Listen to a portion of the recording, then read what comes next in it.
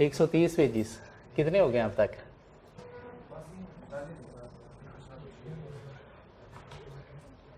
ये 130 पेजेस ही आपकी जान निकाल देंगे। सर इसमें वो चीजें जल्दी नहीं लिखी हुई, तो मेडिकेशन वगैरह अगर मेरे पास एक चीज नहीं नोट पड़ी है फिर वो चीज़ें बोर्ड पे होती हैं, उन चीज़ों के लिए क्लास में आना है। मतलब हर चीज़ अगर बुक में लिखी दी जाए तो फिर क्लास में कौन आएगा?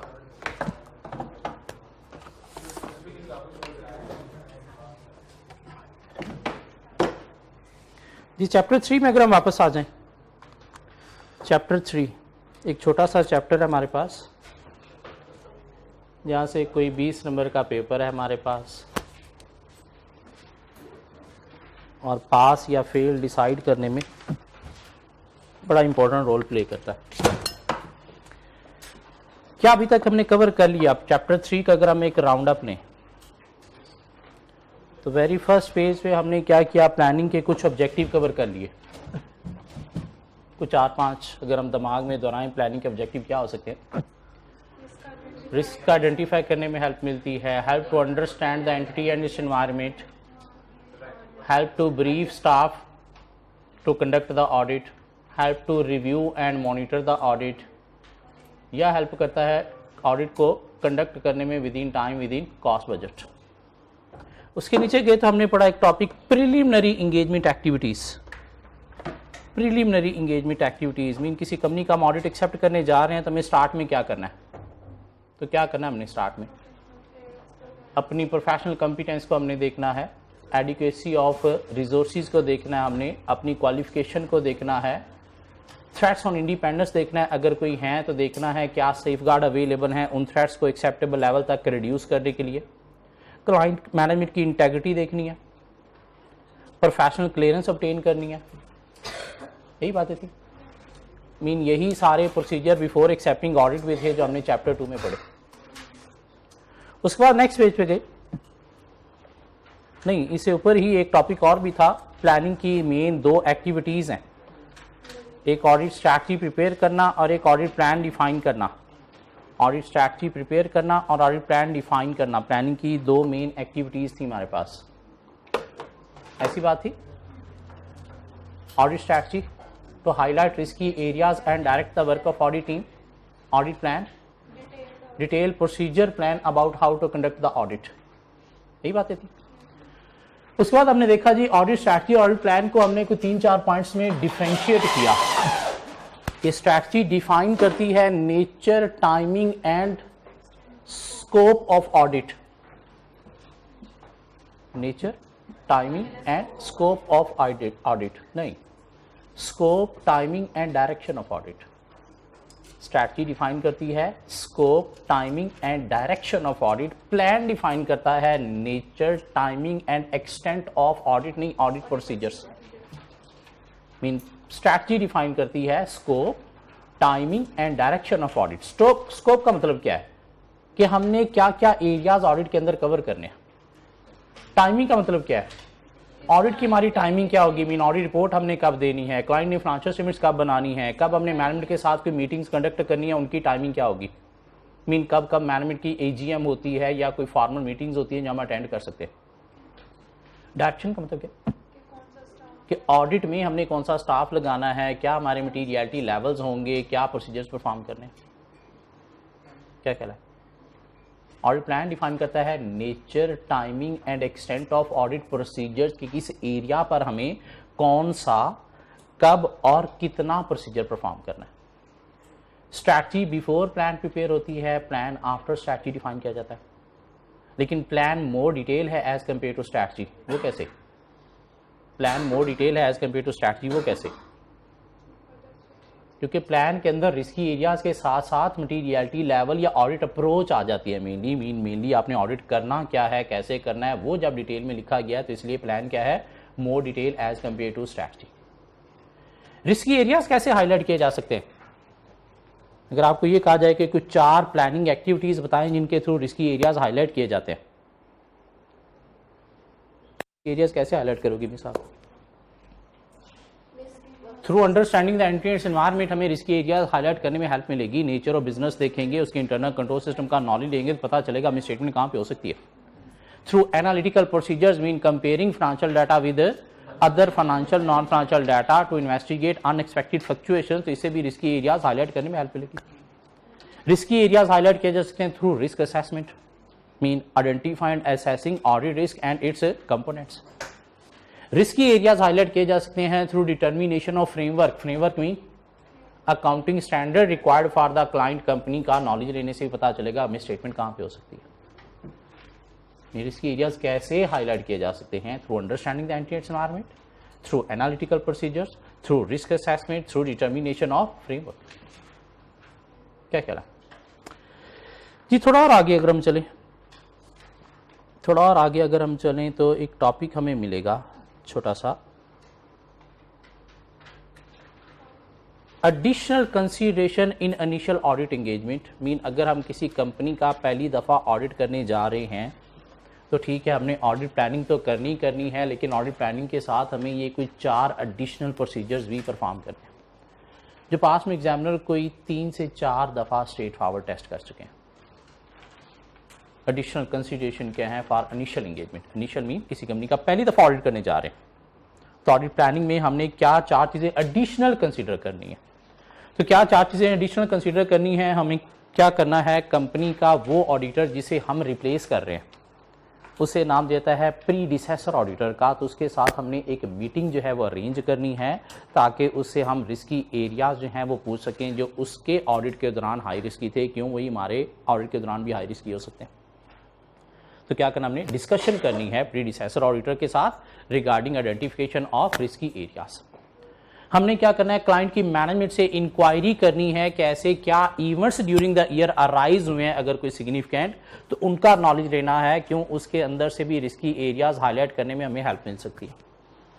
तो प्रीडिसेसर ऑडिटर के साथ हमें जो है डिस्कशन करनी है, मीटिंग करनी है, अरेंजमेंट करनी है रिस्की एरियाज आइडेंटिफाई करने के लिए, और हमें क्लाइंट की मैनेजमेंट के साथ जो है वो एक मीटिंग करनी है, इंक्वायरी करनी है कि क्या सिग्निफिकेंट इवेंट अराइज हुए हैं ड्यूरिंग द ईयर, अगर कोई हुए हैं तो क्यों उनके नॉलेज से हमें रिस्की एरियाज हाईलाइट करने में हेल्प मिल सकती है। इसके बाद हमें क्या करना है, पहली दफा जब भी ऑडिट करने जा रहे हैं हम किसी कंपनी का, पिछले साल का ऑडिट हमने नहीं किया, तो हमें जो ओपनिंग बैलेंस है मीन प्रीवियस के क्लोजिंग बैलेंस उनको भी वेरीफाई करना होता है कि वो वाकई ही ऑडिटेड और एक्यूरेट है। मीन उनको कंपेयर करना होता है प्रीवियस ऑडिटेड फाइनेंशियल स्टेटमेंट के साथ, क्यों अगर वो प्रीवियस ऑडिटेड फाइनेंशियल स्टेटमेंट्स वाले क्लोजिंग ही करंट ईयर में ओपनिंग आ रहे हैं तो दिस मीन ये एक्यूरेट है, ठीक है। लेकिन अगर वो नहीं आ रहे तो इसका मतलब क्या है, ये गलत हो सकते हैं, तो हमने ओपनिंग बैलेंसेस को भी वेरीफाई करना है। और चौथा वो कहता है जी क्योंकि हम पहली दफ़ा ऑडिट करने जा रहे हैं, क्लाइंट के बिजनेस का उतना डिटेल नॉलेज हमारे पास नहीं होता, क्यों उसे लेने में 3-4 साल लग जाते हैं, तो इसलिए हम जो ऑडिट वर्क परफॉर्म हो रहा है उसका क्वालिटी कंट्रोल रिव्यू भी परफॉर्म करेंगे, ताकि अगर कोई चीज़ लैक कर रही है ऑडिट वर्क में तो वो क्वालिटी कंट्रोल रिव्यू के थ्रू हाईलाइट हो सके, आइडेंटिफाई हो सके। तो 4 एडिशनल कंसीडरेशन है in planning for initial engagement. Mean पहली दफा ऑडिट करने जा रहे हैं तो क्या 4 एडिशनल कंसीडरेशन हमने प्लानिंग में कंसीडर करनी है। प्रीडिसेसर ऑडिटर के साथ हमें मीटिंग करनी है, उससे हाई रिस्की एरियाज हाईलाइट करने में हेल्प लेनी है कि उसके पास ज्यादा नॉलेज है then our firm. Client management के साथ हमने इंक्वायरी करनी है regarding knowledge of any significant event arises during the year, और हमने ओपनिंग बैलेंसेस जो है उनको वेरीफाई करना है, उनसे it is sufficient appropriate audit evidence लेने हैं कि वो एक्यूरेट हैं। और चौथा हमने क्या करना है, क्वालिटी कंट्रोल रिव्यू परफॉर्म करने हैं किसके, ऑडिट वर्क के। हाँ, वो क्वालिटी कंट्रोल रिव्यू किसी इंडिपेंडेंट पर्सन के थ्रू परफॉर्म करवाने चाहिए। वो इंडिपेंडेंट पर्सन कौन हो सकता है, आपकी फर्म का कोई और ऑफिस हो सकता है, या किसी और ऑडिट फर्म से करवाना चाहिए। किसी और ऑडिट फर्म का आप कर दो, आपका वो कर देंगे, या अपनी फर्म के किसी और ऑफिस से करवाओ। क्यों, एक ही ऑफिस के स्टाफ से करवाओगे तो स्टाफ एक दूसरे के साथ कोलीग होते हैं, तो एक दूसरे की गलतियों को हो सकता है उतना हाईलाइट नहीं करेंगे, छुपा देंगे। इसलिए इंडिपेंडेंट पर्सन से क्वालिटी कंट्रोल भी परफॉर्म करवाना चाहिए। ये 4 पॉइंट हमें एक अच्छा सा रटा तो नहीं लगाना, बस एक दफ़ा रीड करके अपनी वर्डिंग में ये 4 पॉइंट लिख लेने हैं ताकि एग्जामिनर दोबारा पूछे तो हम कुछ लिख सकें। इससे आगे अगर हम चले हमारा जो वेरी फर्स्ट लेक्चर था वहां पे हमने कुछ डिफरेंशिएट किया था इंटरम ऑडिट और फाइनल ऑडिट को।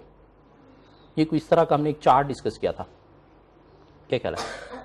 क्या था interim audit? Audit work perform before the year and has finish is called interim audit. Mean year and finish होने से पहले जो भी हम काम करेंगे वो इंटरम ऑडिट होगा। ईयर एंड के बाद जो हम काम करते हैं वो क्या होता है? फाइनल ऑडिट, जिसको बैलेंस शीट ऑडिट का नाम भी दिया जाता है, क्यों? बैलेंस शीट डेट के बाद हम परफॉर्म करते हैं। क्या ख्याल है? क्या क्या काम हम करेंगे इंटरम ऑडिट में? ये जो ऑडिट प्लानिंग है ये हम इंटरम ऑडिट में करेंगे या फाइनल ऑडिट में करेंगे? इंटरम में। तो क्या करते हैं हम इसके अंदर? अंडरस्टैंडिंग द एंटिटी एनवायरनमेंट लेते हैं, तो ये इंटरम ऑडिट का काम है। रिस्क असेसमेंट करेंगे, मीन रिस्क की एरियाज हाईलाइट करेंगे, एनालिटिकल प्रोसीजर परफॉर्म करेंगे, कहाँ पे? इंटरम ऑडिट में। क्या ख्याल है? क्लाइंट के सिस्टम का जो नॉलेज मिला है उसको हम रिकॉर्ड करेंगे, कहाँ पे? इंटरम ऑडिट में। या मेनली जो टेस्ट ऑफ कंट्रोल हैं ये ड्यूरिंग द ईयर हम परफॉर्म करते हैं, जब कंट्रोल्स वर्क कर रहे होते हैं, ईयर एंड के बाद नहीं। कंट्रोल की टेस्टिंग कब होती है? During the year. और ड्यूरिंग द ईयर क्या है? ईयर एंड होने से पहले। मीन ये भी किसका काम है? इंटरम ऑडिट का। हाँ, कुछ सब्सटेंटिव प्रोसीजर भी हम इंटरम ऑडिट में परफॉर्म कर सकते हैं, लेकिन मेनली जो टेस्ट ऑफ कंट्रोल हैं ये इंटरम ऑडिट में परफॉर्म किए जाते हैं। तो क्या करेंगे? क्लाइंट क्या अंडरस्टैंडिंग लेंगे बिजनेस की एनवायरनमेंट की, रिस्क असेसमेंट करेंगे, मीन इसकी एरियाज हाईलाइट करेंगे, सिस्टम की रिकॉर्डिंग करेंगे जो नॉलेज हमें मिला है, टेस्ट ऑफ कंट्रोल परफॉर्म करेंगे और सब्सटेंटिव प्रोसीजर परफॉर्म करेंगे। तो फाइनल ऑडिट में क्या करेंगे? फर्दर सब्सटेंटिव प्रोसीजर परफॉर्म करेंगे। Substantive procedure mainly balance sheet item के परफॉर्म करेंगे, क्यों? बैलेंस शीट बनेगी ईयर एंड पे, तो उसके बाद उन पे सब्सटेंटिव प्रोसीजर परफॉर्म किए जाते हैं। क्या ख्याल है? या जो हमने प्रोसीजर परफॉर्म किए थे इंटरम ऑडिट में, अब उन रिजल्ट्स को देखेंगे कि वाकई ही ठीक हैं या नहीं, फर्दर दोबारा से कुछ सब्सटेंटिव प्रोसीजर परफॉर्म करके कि वो कंक्लूजन हमारे ठीक हैं या नहीं। डिटेल नहीं, छोटे से मेनली वहां पे test of control, detail substantive procedure कहां पे हैं? फाइनल ऑडिट में। क्लाइंट का जो रिसीवेबल लिखा होता है फाइनेंशियल स्टेटमेंट्स के अंदर, डेटर्स, इसे हमने कंफर्म भी करना होता है कि क्या वाकई ही इतने पैसे आपने कंपनी के देने हैं। पेबल लिखा हो तो इसे भी हमने कंफर्म करना होता है सप्लायर से, क्या वाकई इतने पैसे आपने कंपनी से लेने हैं। लोन लिखा हुआ तो ये भी हम बैंक से कंफर्म करते हैं क्या वाकई ही इतने पैसे कंपनी ने आपके देने हैं। कैश एट बैंक लिखा हुआ है ईयर एंड पे, तो ये भी हम बैंक से कंफर्म करते हैं कि वाकई ही 31 दिसंबर अगर ईयर एंड है तो इस डेट पे क्लाइंट के अकाउंट में इतने पैसे थे। ये कंफर्मेशन हम कब करेंगे? इंटरम ऑडिट में या फाइनल ऑडिट में? फाइनल ऑडिट में। क्यों? बैलेंस शीट फिगर्स बनेगी तो उसके बाद बैलेंस शीट कंफर्म करेंगे ना, तो ये भी कहाँ का पार्ट है? फाइनल ऑडिट का। क्या ख्याल है? हम क्या करते हैं? एक सब्सीक्वेंट इवेंट रिव्यू परफॉर्म करते हैं ऑडिट के दौरान। सब्सीक्वेंट इवेंट क्या है? ईयर एंड से लेकर फाइनेंशियल स्टेटमेंट्स इशू होने तक का ये जो टाइम पीरियड है ना, इसे बोला जाता है सब्सीक्वेंट पीरियड का। क्यों? यहां से भी कुछ हमें इंफॉर्मेशन मिलती है जिससे पता चलता है कि फाइनेंशियल स्टेटमेंट्स के अंदर फिगर ठीक है या नहीं है। एक इन्वेंट्री कंपनी ने एनआरवी पे लिखी हुई है। एनआरवी का मतलब क्या होता है? नेट रियलाइजेबल वैल्यू होती क्या है? Selling price less cost to sell. Mean inventory ये हमारी इस अमाउंट पे सेल होगी। वो जब तक सेल नहीं होती क्या वेरीफाई कर सकते हैं? नहीं। तो अगर ईयर एंड पे 31 दिसंबर पे लिखी इन्वेंट्री एनआरवी पे, तो ईयर एंड से लेकर ऑडिट रिपोर्ट साइन करने तक हमारे पास होते हैं कुछ 3 मंथ्स मीन 90 डेज का पीरियड। इसे बोलते हैं सब्सीक्वेंट इवेंट पीरियड। तो यहाँ पे देखेंगे क्या इन्वेंट्री उसी अमाउंट पे सेल हो रही है। हाँ, अगर सेल हो रही है जिसमें ये इन्वेंट्री ठीक लिखी हुई थी। अगर उससे बिलो अमाउंट पे सेल हो रही है या उससे अबव अमाउंट पे सेल हो रही है जिसमें ये इन्वेंट्री बैलेंस ठीक नहीं था। क्लाइंट ने कस्टमर को वारंटी दी, वारंटी की प्रीमियम लिख दी फाइनेंशियल स्टेटमेंट्स के अंदर। अब अमाउंट ठीक है या नहीं कैसे पता चलेगा? कैसे पता चलेगा? जब वारंटी क्लेम्स आएंगे कस्टमर से तो हमें पता चलेगा हाँ इतने क्लेम आ रहे हैं, दिस मीन ये प्रीमियम ठीक थी या नहीं थी। अब वो वारंटी क्लेम्स कहाँ पे हम देखेंगे? ईयर एंड से लेकर ऑडिट रिपोर्ट साइन होने तक का जो 3 मंथ्स हैं वहाँ पे देखेंगे। इसको बोलते हैं सब्सीक्वेंट इवेंट्स को देखना। क्यों? यहाँ से भी कुछ अकाउंट बैलेंस को वेरीफाई करने में हेल्प मिलती है। सो फाइनल ऑडिट में हम क्या करेंगे? सब्सटेंटिव टेस्टिंग परफॉर्म करेंगे। जो इंटरम ऑडिट में हमने रिजल्ट ऑब्टेन किए हैं उनको देखेंगे वो ठीक हैं या नहीं है। थर्ड पार्टी कंफर्मेशन करेंगे, लाइक डेटर की कंफर्मेशन करनी है, कैश एट बैंक की करनी है, क्रेडिटर्स की करनी है। Analytical review mean final review stage पे एनालिटिकल प्रोसीजर परफॉर्म करेंगे। Subsequent event review mean subsequent events को देखेंगे। मीन ईयर एंड से लेकर ऑडिट रिपोर्ट साइन होने तक जो इवेंट अराइज हो रहे हैं। कोई इन्वेंट्री सेल हो रही है तो देखेंगे किस अमाउंट पे सेल हो रही है। कोई वारंटी क्लेम आ रहे हैं तो देखेंगे किस अमाउंट के ये क्लेम आ रहे हैं, आइदर प्रीमियम उतनी अमाउंट की ठीक है या नहीं है। इसके अलावा हम क्या करेंगे, रिटर्न रिप्रेजेंटेशन ऑब्टेन करेंगे। अब ये क्या चीज है, सम टाइम ड्यूरिंग ऑडिट कुछ अकाउंट बैलेंस ऐसे होते हैं जिनसे रिलेटेड हमें अच्छे एविडेंस या प्रॉपर एविडेंस नहीं मिलते, तो हम मैनेजमेंट को कहते हैं कि इस पेज पर लिख के साइन कर दो कि ये चीज़ वाकई ही ऐसे है, ये फिगर इतनी ही बनती है। वो जो साइन किया हुआ पेज हमने अपने पास एज ए एविडेंस रख लिया है, उसे नाम दिया जाता है रिटर्न रिप्रेजेंटेशन का, जिसके ऊपर हमारे पास पूरा एक चैप्टर भी आगे चल के हम पढ़ेंगे। ठीक हो गया। लाइक क्लाइंट ने कस्टमर को वारंटी दी, वारंटी की प्रीमियम उन्होंने फाइनेंशियल स्टेटमेंट्स में लिख दी कितनी, 200 रुपये। क्यों, ये अमाउंट कितनी लिखनी है, ये किसकी एस्टिमेट जजमेंट है, क्लाइंट कंपनी की मैनेजमेंट की। हमने उनसे कहा यार आपकी तो एक प्रोडक्ट ही 500 रुपए की है, इन एक भी क्लेम आता है तो 500 कम से कम वारंटी बननी चाहिए, आपने 200 लिख दी। कहते सर इतनी बनती है, बस हमें पता है कितनी लिखनी है। तो फिर हम क्या कहेंगे, अच्छा फिर इस पेज पे ना लिख के साइन कर दो कि वारंटी जो है वो वाकई ही इतने को ही क्लेम एक साल में आपको आ सकते हैं।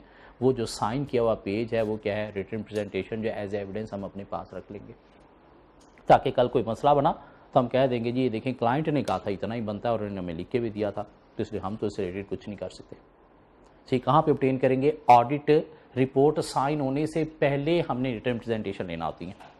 ऑडिट रिपोर्ट साइन होने से पहले, तो ये पार्ट है किसका, इंटरम ऑडिट का नहीं, फाइनल ऑडिट का पार्ट है। हाँ, इसके अलावा हमने क्या करना होता है, मैनेजमेंट के साथ जो भी रिकॉर्ड्स बने हैं उसके अंदर देखना है कोई एडजस्टमेंट चाहिए तो वो एडजस्टमेंट मैनेजमेंट से रिक्वायर करेंगे। अगर वो एडजस्ट करते हैं तो हम उसके अकॉर्डिंगली ओपिनियन देंगे, नहीं एडजस्ट करते तो उसके अकॉर्डिंगली ओपिनियन नहीं देंगे।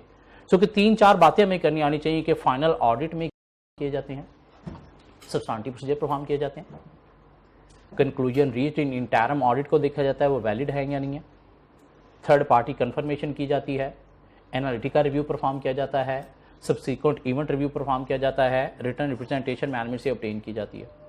नहीं, इंटरम ऑडिट में आप क्या काम करते हो, क्लाइंट के बिजनेस की एनवायरनमेंट की अंडरस्टैंडिंग लेते हो, रिस्की एरियाज हाईलाइट करते हो, सिस्टम का जो नॉलेज मिला है उसके रिकॉर्डिंग करते हो, और कुछ टेस्ट ऑफ कंट्रोल परफॉर्म करते हो, और कुछ एरियाज के सब्सटेंटिव प्रोसीजर परफॉर्म करते हो। अब जो मेन चीज़ है इसमें से वो क्या है कि एक ऑडिटर अगर अपने वर्क को स्प्लिट करता है between interim audit and final audit, तो क्यों करता है, ये इसके फायदे क्या हो सकते हैं। कहता है स्प्लिट करने से क्या होगा, इससे ऑडिट जो है रिसोर्सिस को आप फ्लेक्सिबली मैनेज कर सकते हो। क्यों, सारा काम अगर आप फाइनल ऑडिट में करोगे और हर क्लाइंट का सारा काम फाइनल ऑडिट में ही करोगे तो पूरा साल तो फिर आपका स्टाफ खाली बैठा रहा करेगा, और ईयर एंड पे आके बहुत ज़्यादा आपको स्टाफ की रिक्वायरमेंट हुआ करेगी। तो कुछ काम अगर आप इंटरम में कर लेते हो, कुछ फाइनल में कर लेते हो, तो इससे क्या होगा, ऑडिट रिसोर्सिस को आप फ्लेक्सिबली जो है वो मैनेज कर सकते हो। वर्क स्प्लिट करने का फायदा क्या होगा कि इससे ईयर एंड पे जाके स्टाफ की डिमांड जो है वो आपकी रिड्यूस हो जाएगी। क्यों, सारा का सारा काम आपको अब ईयर एंड पे नहीं करना पड़ा करेगा, कुछ काम आपने ऑलरेडी पहले से किया होगा, मीन कुछ काम करना पड़ेगा, तो स्टाफ की डिमांड मैनेज हो जाएगी आपसे। वर्क स्प्लिट अप करने से क्या होगा कि इससे कुछ चीजें जो हैं वो फाइनेंशियल स्टेटमेंट्स बनने से पहले ही हाईलाइट हो जाया करेंगी, जिसके अकॉर्डिंगली हमारी एक्सपेक्टेशन डेवलप हो जाएगी कि फाइनेंशियल स्टेटमेंट्स के अंदर क्या चीज कैसे होनी चाहिए, ताकि जब बनेगी तो हम प्रॉपर्ली उसे चेक कर सकेंगे वैसे है या नहीं है। मीन इंटरम ऑडिट में आपने कुछ टेस्ट ऑफ कंट्रोल परफॉर्म किए, पता चला कंट्रोल्स प्रॉपर्ली इफेक्टिवली वर्क नहीं कर रहे, दिस मीन फाइनेंशियल स्टेटमेंट्स के अंदर मिस स्टेटमेंट के चांसेस हो सकते हैं। क्या ख्याल है, और जैसी फाइनेंशियल स्टेटमेंट्स बनी तो आपको फौरी आइडिया मिल जाएगा कि वाकई ये चीज़ ठीक है या नहीं है, मीनू से पता चलेगा कि आगे हमने ड्यूरिंग फाइनल ऑडिट इस पर कितना काम करना है। वर्क स्प्लिट अप करने से क्या होगा, शेयर होल्डर को जो है वो ऑडिट रिपोर्ट जल्दी मिल सका करेगी। क्यों, अगर हम इंटरम ऑडिट में कोई काम करेंगे ही नहीं, सारी चीज़ें फाइनल ऑडिट में ही चेक करनी है, तो फिर शायद 3 माह में नहीं, हमें कोई 6-8 माह में चीज़ें चेक करके रिपोर्ट देना पड़ेगी, तो उससे शेयर होल्डर को जल्दी ऑडिट रिपोर्ट नहीं मिला करेगी। स्प्लिट अप करने से हमारा ऑडिट वर्क जल्दी कंप्लीट होगा, जल्दी कंप्लीट होगा, हम जल्दी रिपोर्ट देंगे, जल्दी रिपोर्ट देंगे तो शेयर होल्डर को भी फाइनेंशियल स्टेटमेंट्स या फिर ऑडिट रिपोर्ट जल्दी मिल सका करेगी। वर्क स्प्लिट अप करने से क्या होगा, ऑडिट की एफिशिएंसी इंक्रीज होगी। एफिशिएंसी कैसे इंक्रीज होगी कि ऑडिटर सुकून से काम किया करेंगे, जल्दबाजी में तेजी में काम नहीं किया करेंगे। क्यों, जल्दबाजी तेजी में काम की क्वालिटी जो है वो अचीव नहीं होगी। सो ऑडिट वर्क को अगर हम स्प्लिट अप करते हैं between interim and final audit, तो उसके फ़ायदे क्या होंगे कि इससे ऑडिट रिसोर्सेज हम फ्लैक्सिबली मैनेज कर सकते हैं, इससे हम बिजी डेज में जो है वो डिमांड फॉर स्टाफ को मैनेज कर सकते हैं, इससे हम क्या कर सकते हैं, अर्ली आइडेंटिफाई कर सकते हैं कुछ इवेंट्स, कुछ ट्रांजैक्शंस को, इससे शेयर होल्डर को जो है वो early audit report, audited financial statements available हो सका करेंगी और इससे ऑडिट की एफिशिएंसी इंक्रीज होगी। ठीक, कुछ 4-5 पॉइंट हमें ये लिखने आने चाहिए कि ऑडिट वर्क को between interim final audit split करने के क्या फ़ायदे हैं, या एक ऑडिटर इंटरम और फाइनल ऑडिट दोनों परफॉर्म करता है तो क्यों करता है, या एक ऑडिट जूनियर जो है वो ऑडिट करने गया किसी फर्म में और उसको मैनेजर ने कहा कि भाई हम कुछ काम ईयर एंड से पहले करेंगे, कुछ ईयर एंड के बाद करेंगे, और वो जूनियर ये देख रहा है कि फाइनेंशियल स्टेटमेंट्स तो ईयर एंड पे बनती हैं तो वेरिफिकेशन भी ईयर एंड के बाद होनी चाहिए, ये ईयर एंड से पहले हमने क्या काम करना है और क्यों करना है। आप ऑडिट सीनियर हो तो आप उसे गाइड करो ईयर एंड से पहले क्या काम करना है और क्यों करना है। मीन इंटरम ऑडिट में क्या काम होता है वो फिर आप बताओगे, मीन ये 3 पॉइंट लिखोगे और क्यों वर्क स्प्लिट अप किया जाता है ये फिर 5 पॉइंट के थ्रू आप आंसर दोगे। मीन इस तरह से सिनेरियो भी अपीयर हो सकता है जी। इससे आगे अगर हमें चले तो एक टॉपिक हमें मिला different approaches for audit. Audit करने की डिफरेंट अप्रोचेस हैं, 3 अप्रोचेस हैं ऑडिट करने की। एक सब्सटेंटिव अप्रोच है, एक सिस्टम बेस्ड अप्रोच है और एक रिस्क बेस्ड अप्रोच है। हाँ, कुछ 1-2 अप्रोचेस और भी हैं जो आप सीए फाइनल में जब जाओगे CFAP 6 में वहाँ पे जाके पढ़ोगे। अभी हमारे सिलेबस में 3 ही अप्रोचेस हैं ऑडिट की, substantive approach, system based approach और risk based approach. Substantive approach क्या है कि आपने क्या करना है, टेस्ट ऑफ कंट्रोल परफॉर्म नहीं करने, हर अकाउंट बैलेंस की डिटेल वर्क परफॉर्म करना है, या यूं कह लो कि आपने 100% चेकिंग करनी है तो ये भी सब्सटेंटिव अप्रोच है, या 100% नहीं, कोई 70-80% तक आपने ट्रांजैक्शन को वेरीफाई करना है और डिटेल में वेरीफाई करना है, कोई टेस्ट ऑफ कंट्रोल परफॉर्म नहीं करने, तो ये क्या है, सब्सटेंटिव अप्रोच। और कहीं पे वेरी फर्स्ट लेक्चर में हमने बात की थी कब हम सब्सटेंटिव अप्रोच पे चलते हैं और कब हम सिस्टम बेस्ड अप्रोच पे चलते हैं। कि हम क्या करते हैं, ऑडिट वर्क स्टार्ट करने से पहले क्लाइंट के सिस्टम को इवैल्यूएट करते हैं, मीन इंटरनल कंट्रोल सिस्टम को इवैल्यूएट करते हैं, और अगर पता चले इंटरनल कंट्रोल सिस्टम स्ट्रांग है तो हम चलते हैं सिस्टम बेस्ड अप्रोच पे। सिस्टम बेस्ड अप्रोच क्या थी, टेस्ट ऑफ कंट्रोल और रिड्यूस सब्सटेंटिव प्रोसीजर हम परफॉर्म करते हैं। और अगर क्लाइंट का कंट्रोल सिस्टम वीक हो तो फिर हम किस पे चलते हैं, सब्सटेंटिव अप्रोच पे। सब्सटेंटिव अप्रोच क्या थी, हर एरिया को डिटेल में चेक करके मैनेजमेंट को वीकनेसेस रिपोर्ट करेंगे। हाँ, ये जो इंटरनल कंट्रोल सिस्टम की इवैल्यूएशन है ये कैसे होती है, ये कैसे होती है, वॉक थ्रू टेस्ट परफॉर्म करके। मीन हम हर ऑडिट वर्क स्टार्ट करने से पहले परफॉर्म करते हैं walk through test. Walk through test क्या है, हर अकाउंट बैलेंस के 1-1, 2-2 कंट्रोल्स को टेस्ट करते हैं, देखते हैं कि जैसे फाइलों में लिखे गए हैं या हमें बताए गए हैं वैसे काम कर रहे हैं या नहीं कर रहे। हाँ, अगर वैसे काम कर रहे हैं तो this mean internal control system की वैल्यूएशन हो गई स्ट्रॉन्ग। और अगर वॉक थ्रू टेस्ट के थ्रू हमें पता चला कि कंट्रोल जैसे फाइलों में लिखे हैं वैसे काम नहीं कर रहे, this mean internal control system क्या है, वीक। वीक का मतलब क्या है, पॉलिसीज प्रोसीजर्स प्रॉपर्ली फॉलो नहीं हो रहे, रूल्स रेगुलेशन प्रॉपर फॉलो नहीं हो रहे, मीन फ्रॉड एंड एरर के चांसेस क्या हैं, हाई हैं। और जब फ्रॉड एंड एरर के चांसेस हाई हैं तो फिर हमने क्या करना है, डिटेल वर्क परफॉर्म करना है। वो जो डिटेल वर्क है उसे नाम दिया जाता है सब्सटेंटिव प्रोसीजर का। लेकिन अब आपने सब्सटेंटिव प्रोसीजर परफॉर्म करने हैं, डिटेल वर्क करना है, लेकिन लार्ज वॉल्यूम में। लार्ज वॉल्यूम का मतलब क्या है, हर अकाउंट बैलेंस को डिटेल में चेक करना है और सैंपल साइज भी हमने क्या रखने हैं, लार्ज रखने हैं। इस चीज को क्या नाम देता है, सब्सटेंटिव अप्रोच का। कब हमने इस अप्रोच पे जाना है, जब इंटरनल कंट्रोल सिस्टम को हमने वीक इवैल्यूएट किया, तो फिर टेस्ट ऑफ कंट्रोल नहीं। क्यों, जब कंट्रोल सिस्टम ही वीक है तो फिर हमने टेस्टिंग नहीं करनी। ये नहीं देखना कि कंट्रोल ठीक है या नहीं, क्यों, वो तो पता चल गया ठीक नहीं है। क्यों, टेस्ट ऑफ कंट्रोल का पर्पज ही क्या है, to take evidence whether controls are properly performed or not. Test of control का मतलब क्या है, कंट्रोल्स की टेस्टिंग करना, देखना कि कंट्रोल्स प्रॉपर्ली वर्क कर रहे हैं या नहीं कर रहे। और जब हमें पता चल गया कि कंट्रोल सिस्टम है ही वीक, और जब एक चीज वीक है तो क्या उसकी टेस्टिंग करनी है, नहीं, वो तो पता चल गया वीक है, तो फिर टेस्ट ऑफ कंट्रोल नहीं, हम किस अप्रोच पे चलेंगे, सब्सटेंटिव अप्रोच पे चलेंगे। मीन हर अकाउंट बैलेंस को डिटेल में चेक करेंगे और अपनी सैंपल साइज भी क्या करेंगे, लार्ज रखेंगे। क्यों, कंट्रोल सिस्टम वीक है। कंट्रोल सिस्टम वीक का मतलब क्या है, फ्रॉड एंड एरर के चांसेस हाई है, तो इसलिए हमने ज्यादा काम करना है। और ज्यादा काम करने का मतलब क्या है, large volume substantive procedure perform करना है। मीन ये क्या है, सब्सटेंटिव अप्रोच। कब इस अप्रोच को अडॉप्ट करना है, कॉन्सेप्ट थोड़ा सा क्लियर होता है। सिस्टम बेस्ड अप्रोच क्या है, test of control with reduce substantive. कि अगर हमने इंटरनल कंट्रोल सिस्टम को इवैल्यूएट किया कि इंटरनल कंट्रोल सिस्टम है स्ट्रांग, तो हमने क्या करना है, टेस्ट परफॉर्म करने हैं कंट्रोल सिस्टम पर, ये एविडेंस लेने के लिए कि वाकई ही स्ट्रांग है। तो क्या किया हमने, टेस्ट ऑफ कंट्रोल परफॉर्म किए। अगर हम उसके रिजल्ट से सेटिस्फाई हैं तो सब्सटेंटिव प्रोसीजर फिर भी हमने परफॉर्म करने हैं, लेकिन सिर्फ मेन अकाउंट बैलेंस को, हर अकाउंट बैलेंस को आप डिटेल में नहीं देखना। इस चीज को test of control with reduce substantive procedure mean main areas को डिटेल में देखना, इसे नाम देता है सिस्टम बेस्ड अप्रोच का। कब हमने सिस्टम बेस्ड अप्रोच पे जाना है, जब हमने इंटरनल कंट्रोल सिस्टम को एज ए स्ट्रांग इवैल्यूएट किया। हाँ, हमने वॉक थ्रू टेस्ट परफॉर्म करके कंट्रोल सिस्टम को इवैल्यूएट किया। अब ये जो वॉक थ्रू टेस्ट है और टेस्ट ऑफ कंट्रोल, इनमें डिफरेंस कोई नहीं है।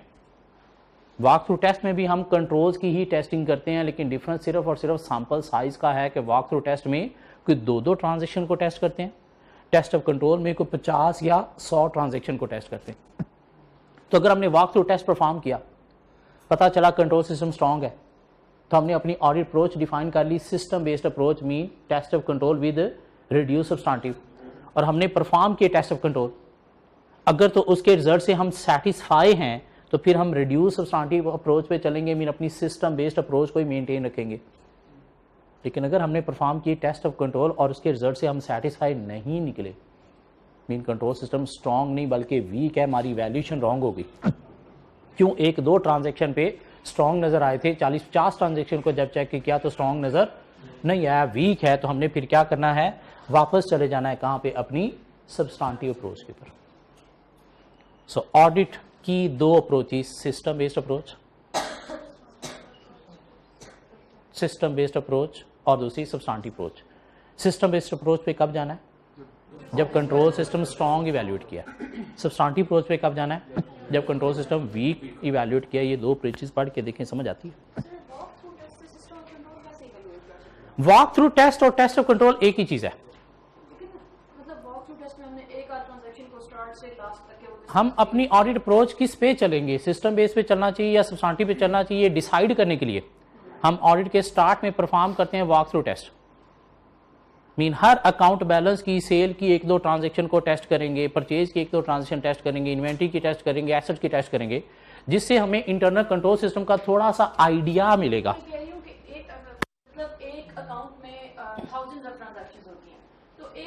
वो डिटेल चेकिंग यहाँ पे होगी, डिटेल चेकिंग यहाँ पे होगी, लेकिन यहाँ पे हम थोड़ा सा आइडिया लेते हैं कि आइदर कंट्रोल सिस्टम स्ट्रांग है या वीक है। उसको फिर वेरीफाई करते हैं कि अगर स्ट्रांग है, कैसे वेरीफाई करेंगे, test of control mean detail हम जो है वो टेस्ट ऑफ कंट्रोल परफॉर्म करके, मीन 40-50 ट्रांजेक्शन को टेस्ट करके कि वाकई स्ट्रांग है या नहीं, और पता चला वाकई ही स्ट्रांग है, तब सिर्फ मेन एरिया को डिटेल में चेक करना है। मीन सब्सटेंटिव प्रोसीजर फिर भी परफॉर्म करने हैं, लेकिन सिर्फ मेन एरिया पर। लेकिन अगर टेस्ट ऑफ कंट्रोल से पता चला कि नहीं, कंट्रोल सिस्टम की हमारी वैल्यूएशन रॉन्ग है, मीन मोस्ट स्ट्रांग नहीं है, तो वीक की सूरत में हमने क्या करना है, फिर वापस अपनी सब्सटेंटिव अप्रोच पे चले जाना है। टेस्ट ऑफ कंट्रोल में सैंपल साइज और होता है, सब्सटेंटिव प्रोसीजर में सैंपल साइज और होता है। ये ऑडिटर की जजमेंट होती है कि मैंने किस अकाउंट बैलेंस पे कितनी ट्रांजेक्शन को टेस्ट करना है। अब जरूरी नहीं कि टेस्ट ऑफ कंट्रोल का जो सैंपल साइज है सब्सटेंटिव प्रोसीजर का भी वही सैंपल साइज हो, नहीं, डिफरेंट हो सकते हैं। ठीक होगी, ये डिपेंड करता है नंबर ऑफ ट्रांजेक्शन पे। कंट्रोल सिस्टम स्ट्रांग है तो हमने टेस्ट ऑफ कंट्रोल परफॉर्म करने हैं, सब्सटेंटिव प्रोसीजर फिर भी परफॉर्म करने हैं, लेकिन मेन एरिया को, हर अकाउंट बैलेंस को नहीं। हाँ, अगर कंट्रोल सिस्टम वीक है तो फिर टेस्ट ऑफ कंट्रोल नहीं परफॉर्म करने, फिर क्या परफॉर्म करने हैं, सब्सटेंटिव प्रोसीजर, हर अकाउंट बैलेंस पर सब्सटेंटिव प्रोसीजर परफॉर्म करने, चाहे कोई बड़ा अकाउंट बैलेंस है चाहे कोई छोटा अकाउंट बैलेंस है। क्यों, कंट्रोल सिस्टम वीक है, मीन फ्रॉड एंड एरर का चांस हाई है, तो हर एरिया में हो सकता है, तो इसलिए हर एरिया को डिटेल में चेक करना है। अकाउंट बैलेंस मीन सेल है, परचेज है, डेप्रिसिएशन है, एक्सपेंस है। टी लेजर्स नहीं, फाइनेंशियल स्टेटमेंट्स के अंदर जो फिगर्स आ रही होती हैं, sale, purchase, distribution expenses, admin expenses, interest expense, depreciation expense, land and building, debtors, creditors, inventory, ये सारे अकाउंट बैलेंस है। इनको हमने चेक करना होता है ऑडिट के दौरान कि इनकी फिगर जो फाइनेंशियल स्टेटमेंट्स में आ रही है ठीक है या नहीं। हम वो फिगर्स को चेक करने के लिए हमें पीछे लेजर में जाना पड़ेगा, लेजर से पीछे जनरल में जाना पड़ेगा, जनरल से पीछे इनके कुछ डॉक्यूमेंट्स होते हैं उनमें जाना पड़ता है। ये सारी पीछे चेकिंग करना, ये सब्सटेंटिव प्रोसीजर है। इन डॉक्यूमेंट्स को ना देखना, सिर्फ डॉक्यूमेंट्स देखना प्रॉपर्ली प्रिपेयर हो रहे हैं, सिर्फ देखना कि डॉक्यूमेंट्स प्रॉपर्ली जो है वो सेफ रखे जा रहे हैं, ये क्या है, टेस्ट ऑफ कंट्रोल है। हाँ, अगर फिगर्स मैचिंग पे चले जाएंगे तो सब्सटेंटिव प्रोसीजर है। नहीं, फिगर मैच नहीं कर रहे, सिर्फ ये देख रहे हैं क्या डॉक्यूमेंट्स हैं, डॉक्यूमेंट्स प्रॉपर्ली प्रिपेयर होते हैं, डॉक्यूमेंट्स प्रॉपर्ली जो है वो रिकॉर्ड में भी रखे जाते हैं, उनके अंदर फिगर्स क्या है वो नहीं हम देख रहे, सिर्फ डॉक्यूमेंट्स हैं, रिकॉर्ड में रखे जाते हैं, डॉक्यूमेंट्स मैनेज करने के लिए एक क्वालिफाइड बंदा है, ये क्या है, test of control.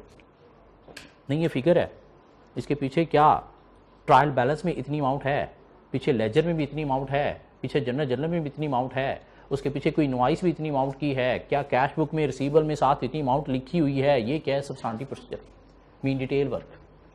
Test of control क्या है, सिर्फ कंट्रोल मीन पॉलिसीज का नॉलेज लेना कि पॉलिसीज फॉलो हो रही है नहीं हो रही। क्यों, अगर पॉलिसीज फॉलो हो रही हैं जिस मीन अंदर चीजें भी ठीक होंगी, क्यों जहां पे पॉलिसीज फॉलो नहीं हो रही फिर अंदर तो फिर मसले होंगी। क्या ख्याल है, ये दो अप्रोचेस पढ़ के देखें, समझ आती है। सिस्टम बेस्ड अप्रोच क्या कहता है, this approach is used by auditor when auditor decide to rely on entities internal control to determine level of detail test of transaction. Mean auditor rely कर रहा है कंट्रोल सिस्टम पे, mean control system को strong assume करके चल रहा है और अपनी डिटेल ट्रांजैक्शन का लेवल रिड्यूस कर रहा है। So following are stages of system based approach, evaluate internal control system, जब हम वॉक थ्रू टेस्ट के थ्रू इवैल्यूएट करेंगे। This is our two stage process, i.e. Obtain understanding of internal control, mean पहले control system का knowledge लेना है client से inquiry करके या फाइलों से पढ़ के, and then perform test of control if controls are assessed strong, and that determine level of substantive procedure, क्या इधर हमें रिड्यूस पे चलना है या फिर लार्ज पे चलना है, वो डिपेंड करता है टेस्ट ऑफ कंट्रोल के रिजल्ट्स पे। अगर हम सेटिस्फाई हैं तो रिड्यूस पे चलना है, सेटिस्फाई नहीं है तो फिर हमें large substantive mean substantive approach पे चलना है। क्या कह रहा है, एक तीसरी अप्रोच है हमारे पास जिसे नाम देता है risk based approach.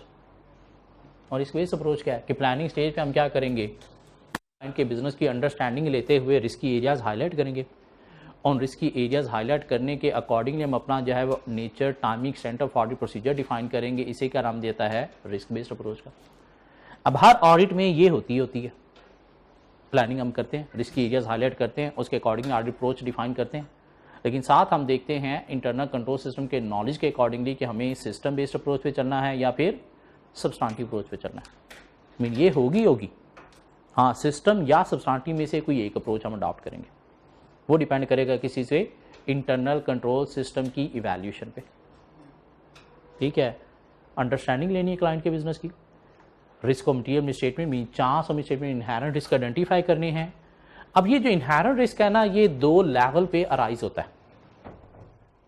Inherent risk दो लेवल पे अराइज होता है। इनहेरेंट रिस्क था क्या वैसे, are risk due to nature of business, या हमने लिखा था are risk that misstatement में occur, are risk that misstatement में अकर, मिस स्टेटमेंट में अकर at assertion level या फिर at financial statement level। Mean inherent risk दो लेवल पे होता है, असर्शन लेवल पे, फाइनेंशियल स्टेटमेंट लेवल पे। ये जो असर्शन लेवल है इसे इंडिविजुअल ट्रांजैक्शन लेवल का नाम भी दिया जाता है, इंडिविजुअल ट्रांजैक्शन लेवल। मीन जो छोटी मिस स्टेटमेंट का चांस है, छोटी मिस स्टेटमेंट का चांस है, उसे हम क्या नाम देंगे, असर्शन लेवल या इंडिविजुअल ट्रांजैक्शन लेवल। एक बड़ी मिस स्टेटमेंट का चांस है कि पूरा का पूरा अकाउंट बैलेंस ही चेंज कर देना, उसे क्या नाम दिया जाता है, फाइनेंशियल स्टेटमेंट लेवल, या इसे एट एंटिटी लेवल का नाम भी दिया जाता है। नॉर्मली क्लाइंट अगर फ्रॉड करना चाह रहा है, तो फ्रॉड जब भी मैनेजमेंट करती है तो वो फाइनेंशियल स्टेटमेंट मीन बड़ी मिसस्टेटमेंट होती है, छोटी मिसस्टेटमेंट नहीं होती। हाँ, अगर कोई एरर्स की वजह से मिसस्टेटमेंट हो रही है तो एरर क्या होता है, इंडिविजुअल ट्रांजैक्शन या फिर असर्शन लेवल का रिस्क। मीन मिसस्टेटमेंट का चांस, अगर बड़ी मिसस्टेटमेंट का चांस है तो उसे हम क्या नाम देंगे, फाइनेंशियल स्टेटमेंट लेवल का रिस्क है। नहीं, कोई छोटी सी मिसस्टेटमेंट ड्यू टू एरर हो सकती है तो इसे हम क्या नाम देंगे, असर्शन लेवल या इंडिविजुअल ट्रांजैक्शन लेवल का रिस्क है। तो इनहेरेंट रिस्क दो लेवल पे होता है, असर्शन लेवल पे और फाइनेंशियल स्टेटमेंट लेवल पे। अगर हम ऑडिट रिस्क का एक पेज था हमारे पास, उसमें जाएं तो वहां पे हमें इसकी थोड़ी सी डिटेल भी मिलेगी कि रिस्क और मटेरियल स्टेटमेंट या इनहेरेंट रिस्क दो लेवल पे होता है, फाइनेंशियल स्टेटमेंट लेवल पे या फिर असर्शन लेवल पे। असर्शन लेवल पे अगर रिस्क है तो उसके अगेंस्ट हमारी रेस्पॉन्स क्या होगा, मीन हमारी ऑडिट अप्रोच क्या होगी। तो असर्शन लेवल के रिस्क के अगेंस्ट हमारी ऑडिट अप्रोच क्या है, test of control and substantive procedure, mean normal see approach जो नॉर्मल हम ऑडिट करते हैं, test of control substantive procedure. अगर कोई एरर वगैरह होंगे तो उसके अंदर आइडेंटिफाई हो जाएंगे।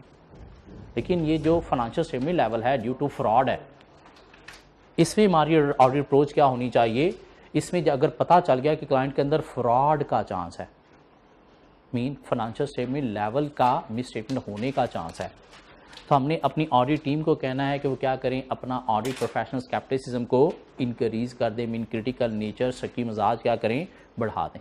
क्यों, फ्रॉड का चांस है। तो ऑडिट टीम को क्या कहना है कि अपना प्रोफेशनल स्केप्टिसिज्म इंक्रीज कर दें, मीन हर चीज को, हर मिस स्टेटमेंट को शक की निगाह से देखें, किसी चीज को भी बिल्कुल टॉलरेट नहीं करना। क्यों, फ्रॉड का चांस है। हमने क्या करना है, ऑडिट पे मोर एक्सपीरियंस स्टाफ असाइन करना है, लोअर लेवल का स्टाफ नहीं, मोर एक्सपीरियंस, मोर कंपिटेंट स्टाफ। क्यों, यहाँ पे फ्रॉड का चांस आए है, मीन बड़ी मिसस्टेटमेंट का चांस है, तो पकड़ने के लिए एक्सपर्टीज हमें चाहिए। तो एक्सपर्ट कौन होते हैं, एक्सपीरियंस ऑडिटर।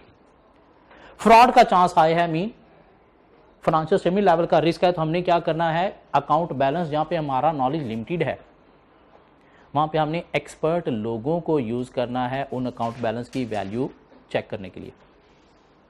एक एसेट की अमाउंट डेप्रिसिएशन इतनी ही बनती है, मीन ये 5 साल चलेगा, नहीं 7 साल चलेगा। हम किसी एक्सपर्ट से पूछेंगे क्या वाकई 5 साल चल सकता है। मैंने उसकी इंपेयरमेंट रिकॉर्ड किया, हमें नहीं पता चल रहा इंपेयरमेंट कितनी को बनती है, तो किसी एक्सपर्ट को कंसल्ट करेंगे क्या वाकई इतनी इंपेयरमेंट बनती है। कोई ज्वेलरी वगैरह क्लाइंट के पास पड़ी है गोल्ड डायमंड की, अब गोल्ड 18 कैरेट्स है उसकी वैल्यू कुछ और है, 22 कैरेट है उसकी वैल्यू कुछ और है, तो वहाँ पे किसी ज्वेलर को बुला के पूछेंगे ये चेक करो कितने कैरेट है और उसकी कितनी वैल्यू बनती है। क्यों, फ्रॉड के चांसेस हाई हैं। तो इसलिए हमने क्या करना है, कहीं पे भी कोई चीज़ टॉलरेट नहीं करनी है। तो ऑडिट स्टाफ को कहना अपना प्रोफेशनल स्केप्टिसिज्म इंक्रीज कर दें, more experience audit staff assign करना है, और वो अकाउंट बैलेंस जहाँ पे हमारा नॉलेज लिमिटेड हो जाता है तो वहाँ पे अकाउंट बैलेंस की वैल्यू को वेरीफाई करने के लिए हमें क्या करना है, एक्सपर्ट को यूज करना है। साथ हमने क्या करना है, एनालिटिकल प्रोसीजर परफॉर्म करने हैं, मीन एक अकाउंट बैलेंस की फिगर को दूसरे के साथ, तीसरे के साथ, चौथे के साथ कंपेयर कर करके भी देखना है कि कहीं कोई डिफरेंस तो नहीं आ रहा। क्लाइंट की मैनेजमेंट से इंक्वायरी करनी है, तो इंक्वायरी करते वक्त एक बंदे से हमने कोई बात पूछी, उससे जूनियर से भी पूछनी है, उससे सीनियर से भी पूछनी है, किसी और रेलेवेंट डिपार्टमेंट से भी पूछनी है। देखना है कि सारे एक ही बात कर रहे हैं या नहीं कर रहे। क्यों, अगर कोई एक बंदा डिफरेंट बात कर रहा है दिस मीन यहाँ पे हमें कोई क्लू मिल सकता है किसी मिस स्टेटमेंट को आइडेंटिफाई करने का। ये क्या है, अनप्रडिक्टेबिलिटी आइडेंटिफाई करना ऑडिट एविडेंस के अंदर, मीन लोगों से बातें पूछते हुए या रिकॉर्ड्स को आपस में कंपेयर करते हुए। और हमें क्या करना है, जब फ्रॉड का चांस आया तो हमें अपनी nature, timing and extent of audit procedure को भी चेंज करना है। नेचर टेस्ट ऑफ कंट्रोल पे जाना चाहिए, सब्सटेंटिव प्रोसीजर पे जाना चाहिए, रिड्यूस सब्सटेंटिव पे या लार्ज सब्सटेंटिव पे। टाइमिंग, अब टाइमिंग क्या है यहाँ पे कि हमें अब क्लाइंट को बता के ऑडिट प्रोसीजर परफॉर्म करने नहीं जाना, अनअनाउंस टाइमिंग पे, मीन सरप्राइज विजिट करके हमने जाके ऑडिट प्रोसीजर परफॉर्म करने। क्योंकि अगर क्लाइंट को बता के जाएंगे तो उन्हें पता है आज ऑडिटर नहीं आना है, सब कुछ ओके, जब हम नहीं होंगे पता नहीं क्या हो रहा होगा। तो इसलिए हमने क्या करना है, अनअनाउंस टाइम पे सरप्राइज विजिट करके ऑडिट प्रोसीजर परफॉर्म करने। और साथ एक्सटेंट हमें क्या रखनी चाहिए, स्मॉल या लार्ज। लार्ज मीन ज़्यादा ट्रांजेक्शन को टेस्ट करना है तो हमें अपने सैंपल साइज भी क्या कर देने हैं, रूटीन से थोड़े इंक्रीज रखने हैं, ताकि ज़्यादा ट्रांजेक्शन टेस्ट होंगी तो ज़्यादा चीज़ें आइडेंटिफाई होंगी। सो इनहेरेंट रिस्क दो लेवल पे राइज होता है, असर्शन लेवल जिसको individual transaction level, individual transaction mean छोटा सा risk mean due to error हो सकता है, या फिर financial statement level. Financial statement level क्या है, एंटिटी लेवल मीन फ्रॉड का चांस हो सकता है, पूरा का पूरा कोई अकाउंट बैलेंस ही ओमिट कर देना या पूरा का पूरा अकाउंट बैलेंस ही मिस क्लासीफाई कर देना या चेंज कर देना। और इनहेरेंट रिस्क अगर तो असर्शन लेवल का है तो उसके अगेंस्ट हमारा ऑडिट रिस्पॉन्स या ऑडिट अप्रोच क्या होगी, test of control and substantive procedure. लेकिन अगर फाइनेंशियल स्टेटमेंट लेवल का है तो उसके अगेंस्ट हमारी ऑडिट अप्रोच क्या होगी, requesting the audit team to increase their professional scepticism. क्या कहना है, ऑडिट टीम को कहना है अपना प्रोफेशनल स्केप्टिसिज्म इंक्रीज कर दें, assigning more experience and competent staff on audit, use of expert in valuation of account balances, और क्या करना हमने, अनप्रडिक्टेबिलिटी, आइडेंटिफाई या इवैल्यूएट अनप्रडिक्टेबिलिटी इन ऑडिट एविडेंस, और हमें क्या करना है, चेंज करना है nature, timing and extent of audit procedure को। क्या चेंज करना है, nature, large substantive procedure, timing, surprise visit, unannounced timing, और एक्सटेंट, लार्ज सैंपल साइजेस।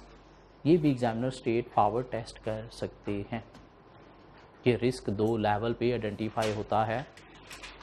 हाँ, इस क्लाइंट में रिस्क जो है वो एंटिटी लेवल का या फाइनेंशियल स्टेटमेंट लेवल का आइडेंटिफाई किया ऑडिटर ने, तो आप इसे रिकमेंड करें इसकी ऑडिट अप्रोच क्या होनी चाहिए। तो क्या ऑडिट अप्रोच होनी चाहिए, ये 4 पॉइंट हमें लिखने आने चाहिए। जिस चैप्टर में हमारे पास टॉपिक क्या थे, एक ऑडिट प्लानिंग का टॉपिक था, प्लानिंग के पर्पस, प्लानिंग की 2 एक्टिविटीज या एडिशनल कंसीडरेशन क्या है फॉर इनिशियल ऑडिट एंगेजमेंट, ये एक टॉपिक हमने कवर कर लिया। एक ऑडिट स्ट्रैटेजी का टॉपिक था, ऑडिट स्ट्रैटेजी क्या होती है, स्कोप, टाइमिंग, डायरेक्शन, इसका मतलब क्या है और उसके एडवांटेज क्या है या पर्पस क्या है, वो हमने लिख लिया। एक टॉपिक था हमारे पास मटीरियलिटी का, डिटेल में हमने कवर कर लिया, क्वांटिटेटिव, क्वालिटेटिव, परफॉर्मेंस मटीरियलिटी, कब मटीरियलिटी लेवल रिवाइज किए जाते हैं, मटीरियलिटी डिटरमाइन करने के 5 स्टेप्स क्या थे। एक टॉपिक था एनालिटिकल प्रोसीजर, जो ICAP बुक में इस चैप्टर में नहीं है लेकिन हमने यहाँ पे इंक्लूड किया, क्यों, प्लानिंग का पार्ट था, इसलिए हमने डिटेल में यहाँ पे कवर कर लिया। 3 स्टेजेस जहाँ पे यूज़ होते हैं, 3 टाइप्स, और हमने इसके ऊपर कोई अच्छे 4-5 पास पेपर के क्वेश्चंस भी कवर कर लिए। एक टॉपिक था हमारे पास ऑडिट रिस्क, डिटेल में हमने इसके कोई 8-10 क्वेश्चन कवर कर लिए। एक टॉपिक इस चैप्टर में और है और वो है फ्रॉड, जो होपफुली नेक्स्ट लेक्चर में हम कवर करेंगे। उसके बाद उसके क्वेश्चन देखेंगे, फिर देखेंगे जो क्वेश्चन बच गए हैं वो कवर करके चैप्टर को हम प्रॉपर्ली वाइंड अप करेंगे। तो पीछे एक टॉपिक रह गया बड़ा, और वो कौन सा है, फ्रॉड, और चांस है इस दफ़ा फ्रॉड का क्वेश्चन पेपर में अपीयर होगा, क्योंकि पिछली अटैम्प्ट में एग्जामिनर ने इस फ्रॉड के टॉपिक को इग्नोर मारा है। अदरवाइज उससे पहले एग्जामिनर फ्रीक्वेंटली रूटीन से फ्रॉड मस्ट टेस्ट करते आ रहे थे। हाँ, पिछली अटैम्प्ट में उसने फ्रॉड को इग्नोर मारा है, इस दफ़ा चांस है फ्रॉड के ऊपर 5-7 नंबर का क्वेश्चन टेस्ट हो सकता है along with audit risk. In audit risk के साथ कंबाइन करके फ्रॉड का टॉपिक टेस्ट होगा। सो कल मिलते हैं फ्रॉड के साथ। इंटरनल कंट्रोल्स की लिमिटेशंस हमने नेक्स्ट चैप्टर में पढ़नी है।